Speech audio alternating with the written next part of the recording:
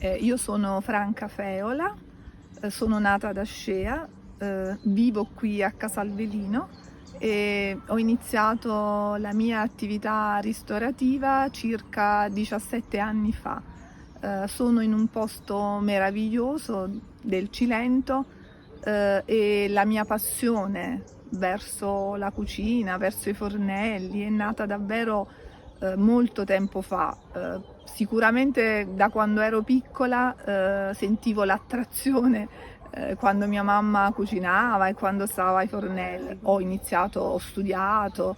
ho fatto il liceo classico, ho frequentato l'università e quindi poi le strade a un certo punto, come dire, non erano orientate alla ristorazione e proprio nello specifico all'essere una cuoca. Avevo 40 anni quando ho iniziato la mia attività ristorativa. La cosa principale che mi ha spinto è che sentivo la voglia di comunicare e di far conoscere un mondo che era quello in cui io ero vissuta, era quello dei pescatori, il mondo dei pescatori da cui provengo, un mondo molto molto autentico, fatto di tanti valori, di tanto rispetto verso quello che facevano, di tanto sacrificio, un mondo in cui tanti vocaboli di cui ora se ne parla tanto, quali la sostenibilità, per me non è un concetto nuovo, è un concetto nel quale io sono cresciuta perché era naturale che prestassimo attenzione e tutta la nostra vita, le nostre abitudini, i nostri gesti quotidiani, il lavoro di mio padre, dei miei nonni, bisnonni, era tutto incentrato su questi valori, su questi, come dire, capisaldi che oggi sono diventati forse un po' troppo, come dire, comuni e anche termini molto abusati. Se ne parla, se ne parla, se ne parla, ma alle tante parole non so se corrisponde realmente, come dire, delle azioni e dei fatti concreti. Allora era così, era una vita veramente molto molto vissuta all'insegna di questi criteri. Beh, mio padre, mio nonno, bisnonno, sì, erano pescatori appunto da generazioni, quindi sono cresciuta in quel mondo, un mondo molto pulito, molto sincero, molto vero, molto autentico. Io ho sentito quasi un dovere verso questo mondo, è vero, questa è una cosa molto che mi ha come dire, caratterizzato e mi ha formato, perché io sentivo proprio di restituirgli quello che magari loro non avevano avuto come crescita, un rituale più che altro di quando io ero bambina e aspettavo sull'arenile e vedevo le barche arrivare. Essendo vissuta in questo borgo dove non c'era il porto, alla fine c'era un argano per poter tirare su le barche, quindi noi aspettavamo con ansia l'arrivo e soprattutto eravamo tutte felici di dare una mano a girare quest'argano per tirare su. Capite un po' cosa vuol dire vivere in un posto dove non c'è il porto, quindi bisognava tirare su tutte le barche e lo facevamo a mano, quindi c'era uno sforzo anche fisico per fare questo. Un mondo, ripeto, molto molto da un certo punto di vista chiuso ma autentico, dove loro non hanno mai ceduto a dei compromessi. Loro la loro vita l'hanno vissuta rispettando l'ambiente, rispettando l'ecosistema marino in un modo viscerale, che per questo dico tutti questi temi di cui oggi si parla, di sostenibilità, di biodiversità, di ecosistema, a me non sono sconosciuti perché in forme e con nomi diversi, ma loro vivevano per questo, rispettando questo, loro lo rispettavano con le azioni. Quindi quando si avvicinava un peschereccio per esempio a terra, no? Si sa che ci sono delle regole, quindi non possono pescare con le reti a strascico e quant'altro. Loro era come qualcuno che gli mettesse una pugnalata dentro perché si sentivano veramente male, soffrivano e loro 50 anni fa già prevedevano l'impoverimento di queste risorse marine perché c'era uno sfruttamento, un sovrasfruttamento dell'ecosistema marino. L'ecosistema ormai l'hanno distrutto, tirando con queste reti tutto, non soltanto i pesci piccoli, loro tiravano tutto. Innanzitutto dipendeva dalle reti che utilizzavano, quindi dai mestieri che loro chiamavano mestieri, quindi quando c'erano le reti in cui andavano a pesca dei famosi pesci quali marmore, cefali, c'erano le ombrine che ora ormai sono quasi in via di estinzione, si pescavano, poi dove andavano a pescare dipendeva anche da questo, se su una parte di scoglio, sugli scogli oppure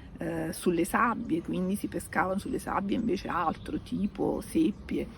e altro tipo di pesce, quindi dipendeva un po'. Poi c'era la pesca d'amo, poi c'erano le cianciole, c'erano le lampare con cui pescavano il pesce azzurro, c'era la menaica. Mio padre, ancora oggi abbiamo e conserviamo una menaide, quindi la conserviamo veramente come un tesoro, e lui le faceva le reti, quindi avevano anche questo tipo di mestieri. Per mestieri intendiamo appunto i tipi di rete, quindi tutto quello che... E poi c'erano le coffe, che sarebbero quelle con l'amo, dove invece andavano più nelle alture a pescare altro tipo di pesce. E loro avevano in pratica un rifugio, si erano costruiti un rifugio, la famosa baracca che il mare ha portato via nell'anno 1987, era grande, era insomma una costruzione, dove lì custodivano le reti da pesca, quindi un po' tutti gli armamenti per andare a pescare. E purtroppo una mareggiata se l'è portata via. Se leggiamo il libro di Hemingway, io l'ho letto e riletto 100.000 volte, perché nel Vecchio il mare, nel descrivere appunto quel mondo e lui, la forza, ecco, è una cosa che li accomuna tantissimo ai miei, insomma, mio padre, ai suoi genitori, nonni, bisnonni, alla loro cultura. Loro vivevano per i loro ideali e la loro filosofia. Loro erano così. È un mondo meraviglioso. Io ancora lo ricordo, lo porto avanti e per quello che posso, è ovvio, lo porto avanti, come dire, in un modo e una modalità diversa, però sicuramente quegli ideali mi hanno formato tanto, no? Faccio un esempio: se parliamo nella mia, tra virgolette, cucina, nei miei menù c'è uno spazio molto ampio dedicato al pesce crudo, per esempio. E io ricordo delle scene in cui, quando scendevano dal mare, mio padre prendeva i pesci, le alici, avevano i limoni, per dire che poi il limone aveva una funzione ovviamente non solo di gusto e di sapore, ma anche come, tra virgolette, disinfettante, quindi era un attimino aveva una funzione diversa, non solo di gusto. Però loro aprivano sto pesce, mio papà che lo spremeva e lo mangiavano, cioè loro quindi per esempio c'è un piatto che la ceviche abbiamo interpretato in questo modo, in questa marinatura, ma che è molto vicina a quelle che erano le loro abitudini, i loro modi anche di mangiare il pesce in sé. Papà era un divoratore di pesce, per cui lo mangiava anche molto molto crudo. La mia cucina la definirei memoria di profumi e di mare. Il piatto del cuore è sicuramente questa polpetta antica di alici, una polpetta che preparava mia nonna e che era, come dire, come pane quotidiano sulle nostre tavole. Ho tanti ricordi legati a questa polpetta, perché ci sono anche tanti ricordi, aneddoti su questa famosa polpetta, perché per esempio una di queste mia nonna, quando le preparava, allora si preparavano in ceste enormi, immaginate, poi avevano delle famiglie anche abbastanza numerose, e soprattutto, ecco, anche qui, se vogliamo anche parlare dei concetti della dieta mediterranea, si condivideva. Quando si facevano queste polpette si mettevano in queste ceste, poi si mettevano il sugo, oppure non facevano neanche in tempo, perché la notte tutti i figli se le andavano a mangiare, quindi la mattina mia nonna si alzava e mi trovava proprio, quindi voglio dire, è un ricordo meraviglioso, ma è anche un piatto, direi, molto equilibrato, rappresentativo, se vogliamo, anche della dieta mediterranea. Era un piatto unico, era un piatto composto dalla pasta, perché poi queste polpette venivano messe nel sugo, quindi dalla pasta, nelle polpette c'era il formaggio, quindi anche dei derivati del latte che sappiamo benissimo devono essere consumati, comunque previsti nella dieta mediterranea. C'erano le erbe aromatiche, il pomodoro, grande alleato della nostra salute, quindi i colori, che era un piatto bellissimo, e un piatto unico che era, come dire, equilibrato per un'alimentazione, per un pasto, valido come pasto. Gli ingredienti che non possono assolutamente mancare, sicuramente, essendo la mia una cucina di mare, ovviamente il pesce, ma attenzione, direi una cosa, anzi due cose fondamentali: i profumi e i colori, che mi aiutano tantissimo e che non solo esprimono quello che c'è in un piatto. I colori, l'azzurro per esempio, l'azzurro delle alici, l'azzurro del pesce azzurro, del pesce povero, il rosso, quindi anche del pomodoro, i profumi della freschezza e del pesce proprio appena pescato. Nella mia cucina non possono mancare pane, olio e alici, perché se pensiamo a quando veniva fatto il pane, le nostre nonne, le nostre mamme, anche il pane richiede un rituale e una storia. Il pane è, come dire, ricco di emozioni e di sentimenti, le farine, il grano, il mondo dell'agricoltura, quindi raccoglie un po' tutti questi aspetti, e anche questo, i profumi, e ovviamente fatto con le nostre mani è diverso, esprime il territorio. L'olio, perché siamo in un posto così meraviglioso, contornato da tante piante di ulivo, e anche l'olio concorre a essere un alimento importante per la nostra salute. La mia cucina è principalmente tradizionale, innovativa può esserlo se penso alle tecniche di trasformazione che mi hanno fatto evolvere, quindi hanno contribuito alla crescita, all'evoluzione della cucina rispetto a quando la faceva mia mamma, quindi questo è stato importante, come anche alle contaminazioni giuste, naturali, che magari in un piatto io ho avuto modo di realizzare. La mia cucina è sostenibile perché? Perché secondo me rispetta il territorio, perché scelgo gli alimenti che vengono appunto prodotti qui nel territorio, scelgo i pesci che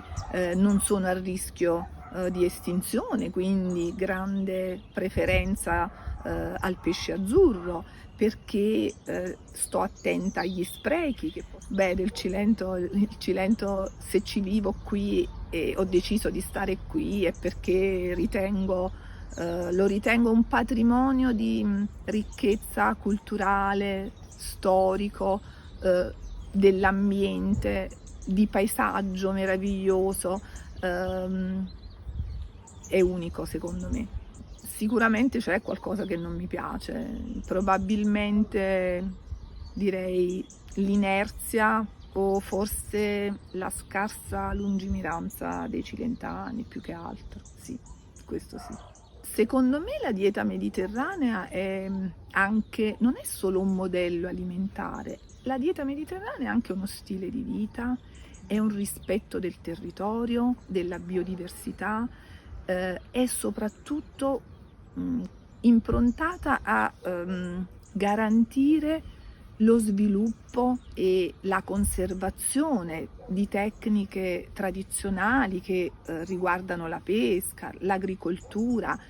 e, come dire, anche dare un valore alla donna, che, se vogliamo, la donna ha rappresentato e ha avuto un ruolo importante nella trasmissione delle tradizioni orali, quindi aveva un ruolo fondamentale. Anche questo, la dieta mediterranea, è dare valore anche alla donna. Sicuramente nel passato posso dire che le tradizioni io le ho acquisite o le ho ricevute da mia madre. Secondo me la dieta mediterranea è un patrimonio perché tutela, perché rispetta il territorio e la biodiversità, e perché permette appunto e garantisce la conservazione e lo sviluppo delle attività tradizionali legate alla pesca, all'agricoltura, che ormai erano anche scomparse. Io penso di diffondere questo patrimonio, perché ne faccio parte, ma ne faccio parte da quando ero piccola, e perché i criteri e i temi che ha affrontato la dieta mediterranea sono temi